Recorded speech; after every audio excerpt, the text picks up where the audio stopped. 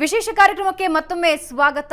ದುಬೈನಲ್ಲಿ ಕನ್ನಡ ಪಾಠಶಾಲೆ ಮತ್ತಿಬ್ಬರು ವಿಶೇಷ ಅತಿಥಿಗಳು ನಮ್ಮನ್ನ ಜಾಯ್ನ್ ಆಗಿದ್ದಾರೆ. ಮೊದಲಿಗೆ ಕನ್ನಡ ಮಿತ್ರರ ಖಜಾಂಚಿಯಾದ ನಾಗರಾಜ್ ಉಡುಪಿಯವರು ನಮ್ಮ ಜೊತೆ ಇದ್ದಾರೆ. ಸರ್ ನಮಸ್ಕಾರ, ಕಾರ್ಯಕ್ರಮಕ್ಕೆ ಸ್ವಾಗತ.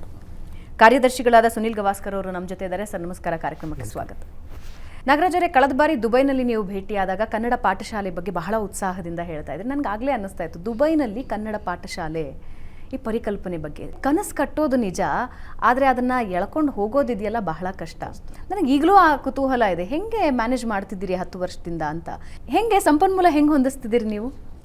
ಇದು ಬಹಳ ಒಂದು ಯಕ್ಷ ಪ್ರಶ್ನೆ ಭಾವನವರು ನೀವು ಕೇಳಿದ್ರಿ. ಇದನ್ನು ನೀವಲ್ಲ, ಸಾಧಾರಣ ಎಲ್ಲರೂ ಕೇಳುವಂಥ ಮೊದಲನೇ ಪ್ರಶ್ನೆ ಏನು ಹೇಳಿದರೆ, ಹೇಗೆ ನಡ್ಸ್ಕೊಂಡು ಹೋಗ್ತೀರಾ ಹೇಳಿ.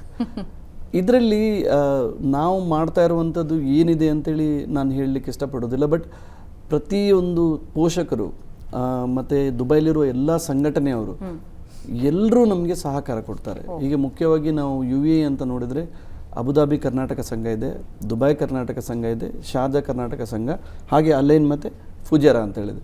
ಅದು ಬಿಟ್ಟು ನಮಗೆ ಬನ್ಸ್ ಕಮ್ಯುನಿಟಿ ಉಂಟು, ಮತ್ತು ನಮಗೆ ಬ್ರಾಹ್ಮಣ ಸಮಾಜ ಉಂಟು, ಮತ್ತು ನಿಮಗೆ ಬೇರೆ ಹೀಗೆ ಬ್ಯಾರಿ ಕಮ್ಯುನಿಟಿ ಉಂಟು. ಇವರು ಎಲ್ಲ ಮಕ್ಕಳು ಬರ್ತಾರೆ ನಮ್ಮ ಶಾಲೆಗೆ. ಸೊ ಇವರಿಂದ ನಾವು ಯಾವುದೇ ಅನುದಾನವನ್ನು ಅಥವಾ ಯಾವುದೇ ಶುಲ್ಕವನ್ನು ಇವ್ರ ಹತ್ರ ತಗೊಳ್ಳೋದಿಲ್ಲ. ಬಟ್ ಇವ್ರು ನಮಗೆ ಭಾಳ ಹೆಲ್ಪ್ ಮಾಡ್ತಾರೆ. ಮತ್ತು ನಮಗೆ ಜಾಸ್ತಿ ಈ ದುಡ್ಡಿನ ಬಗ್ಗೆ ನಾವು ಮಾತಾಡಿದರೆ ಪೋಷಕರು ಬಹಳ ಹೆಲ್ಪ್ ಮಾಡ್ತಾರೆ. ಯಾಕೇಳಿದರೆ ಅವರ ಮಕ್ಕಳೇ ಶಾಲೆಗೆ ಬರ್ತಾ ಇದ್ದಾರೆ, ಅವರ ಮಕ್ಕಳೇ ಕನ್ನಡ ಕಲಿತಾ ಇದ್ದಾರೆ, ಅದು ಕನ್ನಡವನ್ನು ಉಚಿತವಾಗಿ ಕಲಿತಾ ಇದ್ದಾರೆ. ಸೊ ಅದಕ್ಕೋಸ್ಕರ ಅವ್ರ ಕಡೆಯಿಂದನೂ ನಮಗೆ ಭಾಳಷ್ಟು ಬರ್ತದೆ. ಮತ್ತು ಈ ದಾನಿಗಳು ಬಹಳ ಜನ ಇದ್ದಾರೆ. ಕರ್ನಾಟಕದಲ್ಲಿ ಪರಿಸ್ಥಿತಿ ಹೆಂಗಾಗಿದೆ ಅಂದರೆ, ಕನ್ನಡ ಕಲ್ತ ಮಕ್ಕಳನ್ನು ಕೂಡ ಸಾಕ್ಷರತೆ ಇರೋರು ಅಂತ ಒಪ್ಕೊಳ್ಳೋದಿಲ್ಲ. ಇಂಗ್ಲಿಷ್ ಬಂದರೆ ಮಾತ್ರ ದೇ ಆರ್ ವೆಲ್ ಎಜುಕೇಟೆಡ್ ಅಂತಾರೆ.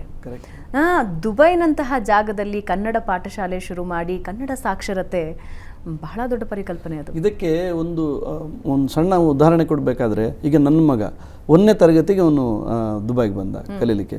ನಾವು ಮನೇಲಿ ಮಾತಾಡೋದು ನಮ್ಮದು ಮಾತೃಭಾಷೆ ಕನ್ನಡ, ಬಟ್ ಅವನಿಗೆ ಕನ್ನಡ ಬರೀಲಿಕ್ಕೆ ಬರೋದಿಲ್ಲ. ಅವನು ಕನ್ನಡದಲ್ಲಿ ನಾವು ಹೇಳುವ ಭಾಷೆಯಲ್ಲಿ ಅನಕ್ಷರಸ್ಥ. ಸೊ ನನಗಾಗ ಈ ರಜೆಯಲ್ಲಿ ಬಂದಾಗ ಇಲ್ಲಿ ಅವರ ನನ್ನ ಅಣ್ಣನ ಮಕ್ಕಳೊಟ್ಟಿಗೆಲ್ಲ ಆಟ ಆಡಬೇಕಾದ್ರೆ ಅವ್ರಿಗೆ ಹೇಗೆ ಅನಿಸುತ್ತೆ ಹೇಳಿದರೆ, ಅವ್ರು ಹೇಳ್ತಾಯಿದ್ರೆ ಕನ್ನಡ ಬರೋದಿಲ್ಲ ಹೇಳಿ.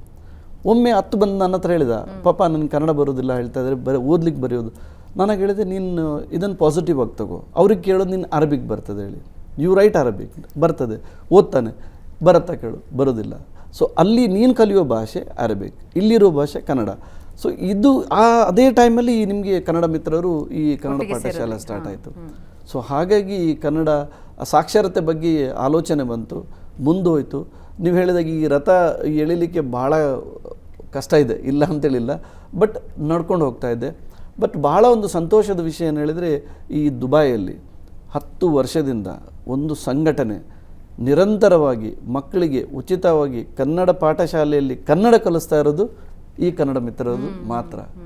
ಶಿಕ್ಷಕರ ಬೆಂಬಲ ಹೇಗಿದೆ ನಿಮಗೆ?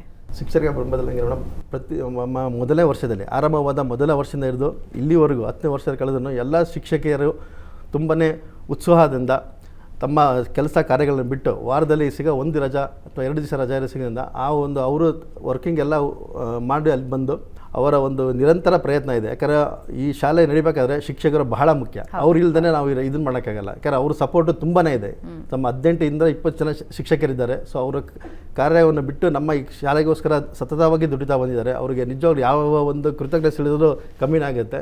ಅದಕ್ಕೋಸ್ಕರ ಇಲ್ಲಿಂದ ನಾವು ಎಲ್ಲರಿಗೂ ನಮ್ಮ ಶಿಕ್ಷಕರಿಗೆ ಇಲ್ಲಿಂದನೇ ಒಂದು ನಮಸ್ಕಾರ ಹೇಳ್ತೀನಿ. ನಾಗರಾಜ್ ಅವರೇ, ನಾವು ನಮ್ಮ ಕರ್ನಾಟಕದಲ್ಲಿ ನಡೆಯೋ ಎಕ್ಸಾಮ್ಸ್ ನೋಡಿದ್ದೀವಿ. ಬಟ್ ಕನ್ನಡ ಪಾಠಶಾಲೆಯಲ್ಲಿ ಪಾಠಗಳು ಯಾವ್ಯಾವ, ಹೆಂಗೆ ಕ್ಲಾಸಸ್ ನಡೆಯುತ್ತೆ? ಅಂದರೆ ಇವಾಗ ದಿನ ಇಲ್ಲಿ ಹೆಂಗೆ ನಡೆಯುತ್ತೋ ಹಾಗೆ ನಡೆಯುತ್ತಾ, ಅಥವಾ ಅದಕ್ಕೆ ಅಂತ ಕೆಲವು ದಿನಗಳು ಮಾತ್ರ ಮೀಸಲಿದೆಯಾ? ಎಕ್ಸಾಮ್ಸ್ ಹೆಂಗೆ ನಡೆಯುತ್ತೆ? ನಾವು ಈ ಎಲ್ಲರೂ ಕೇಳ್ತಾರೆ, ಏನು ಹೇಳಿದರೆ ಪಾಠಶಾಲೆ ಅಂತ ಹೇಳಿದ್ಕೊಳ್ಳಿ ಇವರೇನೋ ಒಂದು ಮಕ್ಕಳಿಗೆ ಈ ಕಲಿಸ್ತಾರೆ ಬಿಡ್ತಾರೆ ಅಂತೇಳಿ. ಬಟ್ ನಮ್ಮ ಶಿಕ್ಷಕಿಯರು 6 ತಿಂಗಳು ಮಕ್ಕಳಿಗೆ ಏನು ಕಲಿಸ್ತಾರೆ ಅದ್ರ ಬಗ್ಗೆ ಪೂರ್ವ ಸಿದ್ಧತೆ ಏನು ಮಾಡ್ತೇವಲ್ಲ, ಅದು 6 ತಿಂಗಳು ಮೊದಲೇ ನಡೀತದೆ. ನಾವು ಮಕ್ಕಳಿಗೆ ಸಿಲೆಬಸ್ ಇದೆ, ನಾವು ಮಕ್ಕಳಿಗೆ ವ್ಯಾಕರಣ ಆಗಲಿ ಅಥವಾ ಕಾಗುಣಿತ ಆಗಲಿ ಯಾವುದೇ ಆಗಲಿ ಪ್ರತಿಯೊಂದನ್ನು ನಾವು ಬರೆದು ಅವರಿಗೆ ಅಭ್ಯಾಸ ಮಾಡಿಕೊಡ್ತೇವೆ. ಸೊ ವರ್ಷಕ್ಕೆ 6 ತಿಂಗಳು ನಡೆಯುತ್ತೆ. 6 ತಿಂಗಳು ಮಾತ್ರ. ಮೊದಲು ನಮಗೆ ಶುಕ್ರವಾರಲ್ಲಿ ರಜೆ ಇರ್ತಾ ಇತ್ತು, ಈಗ ಅದು ಶನಿವಾರ ಮತ್ತು ಆದಿತ್ಯವಾರಕ್ಕೆ ಶಿಫ್ಟ್ ಆಗಿದೆ. ಸೊ ಇವಾಗ ಏನಾಗ್ತಾ ಉಂಟು ಹೇಳಿದರೆ, ಶನಿವಾರ ಮಧ್ಯಾಹ್ನ, ಶುಕ್ರವಾರ ಮಧ್ಯಾಹ್ನ 2 ಟೈಮಲ್ಲಿ ನಡೀತೇವೆ. ಯಾಕೆ ಹೇಳಿದರೆ ಕೆಲವು ಮಕ್ಕಳಿಗೆ ಶನಿವಾರ ಕನ್ವೀನಿಯೆಂಟ್ ಆಗ್ತದೆ, ಬೆಳಿಗ್ಗೆ ಮಾಡ್ತೇವೆ. ಕೆಲವರಿಗೆ ಶುಕ್ರವಾರ ಮಧ್ಯಾಹ್ನ ನಂತರ ನಾವು ತಗೊಳ್ತೇವೆ ಇದನ್ನು. ವಾರದಲ್ಲಿ 2 ಕ್ಲಾಸ್ ಇರುತ್ತೆ. 2 ಮತ್ತು ಇದರಲ್ಲಿ ಏನು ಹೇಳಿದರೆ ನಾವು ಮಕ್ಕಳಿಗೆ ಪರೀಕ್ಷೆ ಮಾಡ್ತೇವೆ, ಹೆಂಗೆ ಪರೀಕ್ಷೆ ಬರೆಸ್ತೇವೆ. ಆ ಪರೀಕ್ಷೆ ಪೇಪರನ್ನು ತರಿಸ್ಕೊಂಡು ನಾವು ಅದಕ್ಕೆ ಅಂಕಗಳನ್ನು ಕೊಡ್ತೇವೆ. ಓಕೆ, ಅಂಕಗಳನ್ನು ಕೊಟ್ಟು ಆ ಅಂಕಕ್ಕೆ ಗ್ರೇಡು ಕೊಡ್ತೇವೆ. ಅದನ್ನು ನಿಮಗೆ ಉತ್ತಮ, ಅತಿ ಉತ್ತಮ ಅಂತ ಇದನ್ನು ಯಾಕೆ ಮಾಡ್ತಿದ್ದೇವೆ ಹೇಳಿದರೆ, ಮಕ್ಕಳಿಗೆ ಒಂದು ಫೀಲಿಂಗ್ ಬರಬೇಕು, ನಾನು ಕಲಿತಾ ಇದ್ದೇನೆ ಅಂತೇಳಿ. ನಾನು ಕಲಿತ ಶಾಲೆಯಲ್ಲಿ ನನಗೆ ಇಷ್ಟು ಮಾರ್ಕ್ ಬಂದಿದೆ, ಇಷ್ಟು ಅಂಕಗಳು ಬಂದಿದೆ, ಅವರಿಗೂ ಒಂದು ಅದನ್ನು ಗೊತ್ತಾಗಬೇಕಂತೇಳಿ ನಾವು ಇದನ್ನು ಮಾಡ್ತೇವೆ. ಅದನ್ನು ಈ ಮಕ್ಕಳು ತುಂಬ ಪಾಸಿಟಿವ್ ಆಗಿ ತಗೊಳ್ತಾರೆ. ಯಾಕೆಂದರೆ ಈ ಏಜ್ ವೈಸ್ ಹೆಂಗೆ, ಇವಾಗ ಉದಾಹರಣೆಗೆ 10ನೇ ಕ್ಲಾಸ್ ಓದ್ತಾ ಇದ್ದಿದ್ದು ಹುಡುಗ ಕನ್ನಡ ಕಲಿಬೇಕು ಅಂತ ಅಂದ್ಕೊಳ್ತಾನೆ, ಆತ ಬರ್ಬೋದಾ? ಅಥವಾ 5ನೇ ಕ್ಲಾಸ್ ಇರೋರು ಸೇರ್ಬೇಕಾ, 1ನೇ ಕ್ಲಾಸ್ ಮಗು ಸೇರ್ಬೇಕಾ? ಯಾರು ಬರ್ಬೋದು ನಿಮ್ಮ ಪಾಠಶಾಲೆಗೆ? ಇದು ನಾವು ನೋಡಿ ಮುಖ್ಯವಾಗಿ 6ನೇ ವಯಸ್ಸಿನಿಂದ 15ನೇ ವಯಸ್ಸಿನವರೆಗೆ ಮಕ್ಕಳಿಗೆ ನಾವು ಅಡ್ಮಿಷನ್ ಕೊಡ್ತೇವೆ. 6ರಿಂದ 15 ಅಂದರೆ ಮತ್ತು ಮಕ್ಕಳು ಬೇಸಿಕ್ಕಿಂದ ಕಲಿಯೋದ್ರಿಂದ ಅವರಿಗೆ ಕನ್ನಡ ಬೇಗ ಗೊತ್ತಾಗ್ತದೆ, ಕಲಿತಾರೆ.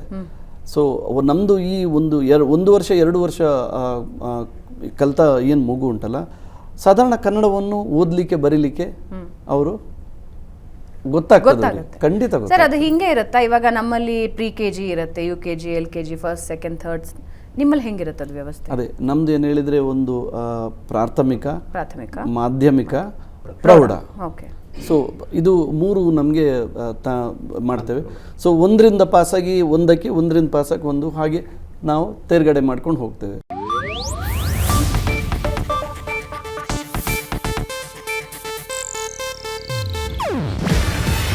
ಇದು ಏಷ್ಯಾನೆಟ್ ನ್ಯೂಸ್ ನೆಟ್ವರ್ಕ್ ಪ್ರಸ್ತುತಿ. ನೀವು ನೋಡ್ತಿದ್ದೀರಾ ಏಷ್ಯಾನೆಟ್ ಸುವರ್ಣ ನ್ಯೂಸ್.